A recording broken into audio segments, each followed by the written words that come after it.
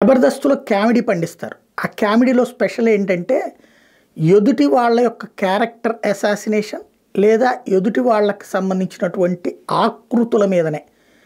అది బట్టతల గురించి ఇమ్మాన్యుయల్‌ని విమర్శించిన, కలర్ గురించి విమర్శించిన, అట్లాగే వర్ష గురించి అబ్బాయి ఫేస్ లాగా ఉందని విమర్శించిన, లేకపోతే ఆ రోహిణిని లావుగా ఉందని విమర్శించిన, ఇయన్నీ ఆకృతుల గురించింది.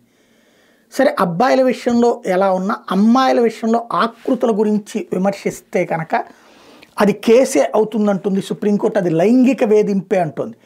మహిళ మీద లైంగిక వేధింపులకు సంబంధించిన కేసులో కేరళ హైకోర్టు కీలక వ్యాఖ్యలు చేసింది. మహిళల శరీరాకృతి గురించి తప్పుడు కామెంట్ చేయడం అంటే వారి గౌరవానికి ఉద్దేశపూర్వకంగా భంగం కలిగించడమే అని పేర్కొంది. దాన్ని లైంగిక వేధింపులు నేరంగానే పరిగణించాలని తేల్చి చెప్పింది.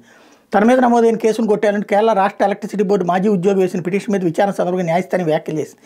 ఈ ఉద్యోగి విధుల్లో ఉన్న సమయంలో తన మీద వేధింపులకు పాల్పడ్డారంటూ అదే సంస్థలో పనిచేసిన మహిళ పోలీసులకు ఫిర్యాదు చేశారు. 2013 నుంచి ఆయన తనపై అసభ్య వ్యాఖ్యలు చేస్తున్నారని, ఆ తర్వాత అభ్యంతరకర మెసేజ్లు, వాయిస్ కాల్స్ చేసేవారని బాధితురాలు ఫిర్యాదులో పేర్కొన్నారు.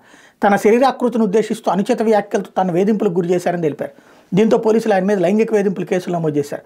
అయితే ఆమెకు అందమైన శరీరం ఉందన్న ఉద్దేశంతోనే తాను మాట్లాడానని, దీన్ని లైంగిక వేధింపులు నేరంగా చూడొద్దని పిటిషనర్ న్యాయస్థానాన్ని అభ్యర్థించారు. కానీ అతడి విజ్ఞప్తిని కోర్టు తోసిపుచ్చింది.